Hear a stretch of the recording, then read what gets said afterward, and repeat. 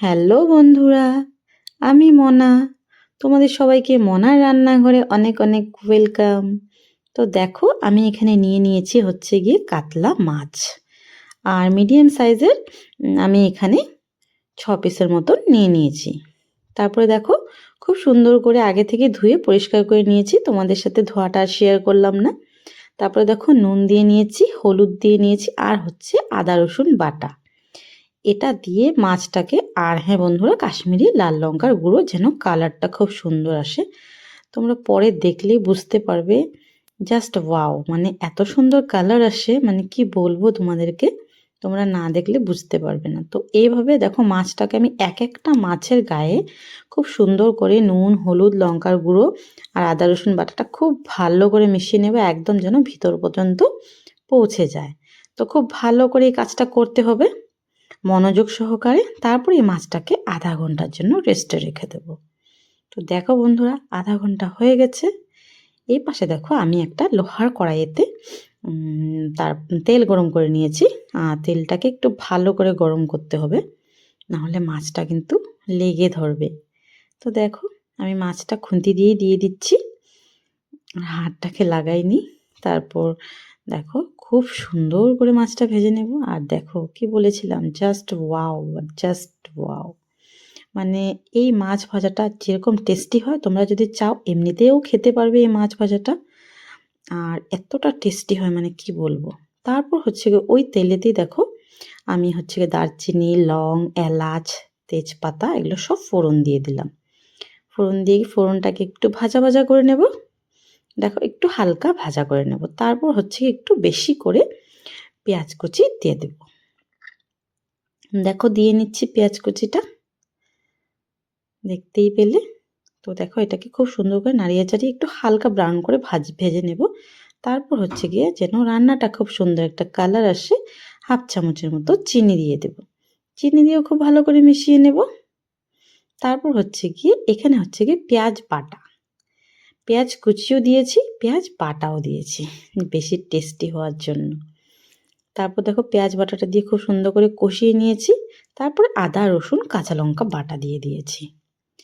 তোমরা চাইলে এখানে কাঁচা লঙ্কার বদলে লাল লঙ্কার গুঁড়ো ব্যবহার করতে পারবে, যেটা নাকি ঝাল হয়।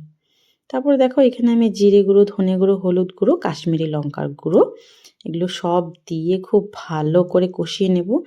আর রান্নাটা থেকে যখন তেল ছেড়ে আসবে, তখন দিয়ে দেব টমেটো বাটা। তোমরা চাইলে এখানে কুচি করা টমেটোও দিয়ে দিতে পারো, বাট টমেটো বাটাটা দিলে বেশি ভালো হয়, খুব সুন্দর হয়, মানে গ্রেভিটা খুব স্মুথ হয়।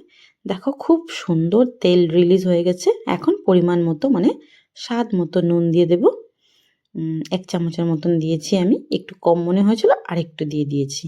দিয়ে দেখো, খুব সুন্দর করে কষিয়ে নেব। এই কষানোটা একটু মানে সময় নিয়ে কষাতে হবে। তারপর দেখো, অনেকটা তেল রিলিজ হয়ে গেছে। এখন হচ্ছে গিয়ে বন্ধুরা, আমি টক দইকে ভালো করে ফেটিয়ে রেখেছিলাম, ওই টক দইটা দিয়ে দিয়েছি। আমি খুব বেশি পরিমাণে দিইনি, যেটুকু দরকার সেটুকুই দিয়েছি। আর যখন তোমরা টক দইটা দিবে, একটু গ্যাসটাকে সেমে করে দেবে। আর আমি প্লেটটাকে ধুয়ে জলটা দিয়েছি, তার জন্য দেখো একটু পাতলা পাতলা লাগছে, যেহেতু টক দইটা ফেটিয়েছিলাম যখন লেগেছিল। ওই প্লেটটাকে ধুয়ে জলটা দিয়ে দিয়েছি। এখন দেখো বন্ধুরা, কি পরিমাণে তেল রিলিজ হয়েছে, আগে থেকেও বেশি। আর ওয়াও লাগছে, জাস্ট ওয়াও লাগছে।